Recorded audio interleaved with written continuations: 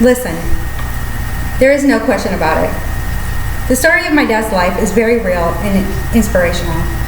In everything I do, I look to him to see if I'm doing a good job or if I'm making him proud. I value his opinions and his judgments most of the time. But I have to tell you the truth. It's not always this way. See, my dad has been trying to tell me something since I was a little girl. I have dug deep into my dad's life and learned that his past experiences had been telling him something. And my dad has been telling me what his past had told him. But I never listened. Growing up, my dad never really explained the underlying purpose of his words. So I didn't listen. After 30 plus years, I finally heard him and now really understand what those words meant. This is my dad's story and his life experiences that inspired me to listen.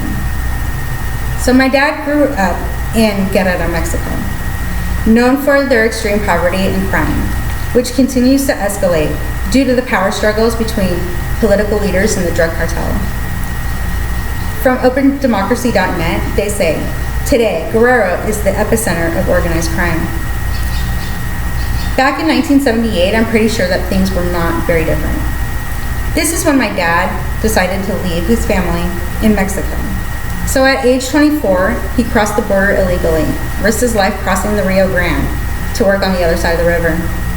My dad made his way up to Silverton, Oregon, where he met my mom, and a year later, I was born. Men face consequences for crossing the border, in which behaviors of discrimination, hatred, violence, rejection, contempt, and intolerance may happen among the origins. Attitudes cautioned my dad to make a decision. Instead of facing racism and the possibility of something even more dangerous happening, my dad decided to cut ties with his family in Mexico. Certainly, he was affected by the loss of his family because he started to numb his heartache with a 12-pack of cold beer every night. His addiction got him in pretty big trouble. He drove his car into a ditch, and his run-in with the law and my mom's ultimatum made him wake up. He has been sober since 1992. Like many other Mexicans, my dad worked harvesting hops in Willamette Valley in Oregon. Then one day, my dad decided he was going to be a bartender. This decision came after his best friend had asked him to work in his bar.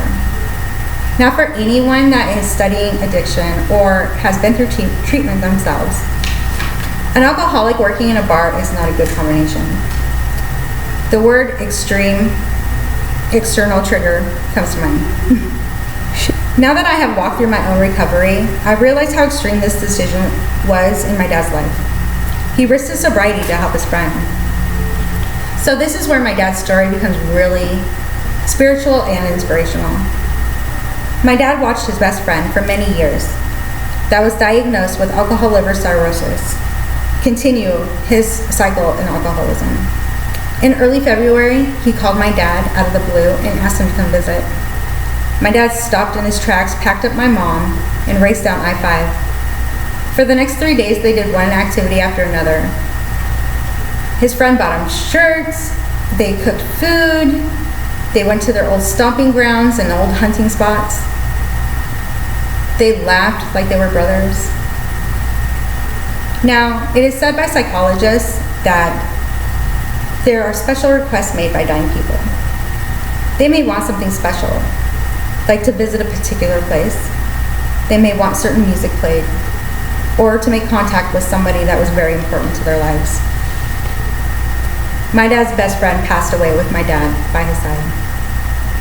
After studying lifespan development in psychology, I explained to my dad the aspects of the events that occurred, how epic it was for him to experience this, not to mention the spiritual forces of the universe acting in my dad and his best friend's favor.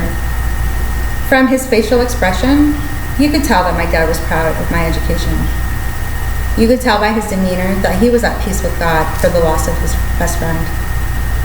At that moment, I realized what it meant to want somebody by your side when you die. How meaningful that role must be for somebody. It is important for me to remember my dad's struggles and his sacrifices. I must remember this because that way I can walk like him and motivate myself to push through the bad things in life and the good things in life. He has shown me the meaning of walking independently, breaking the chains of addiction, and living beyond recovery. He has inspired me to live. And lastly, that when someone calls and asks you to go, you go. Thank you.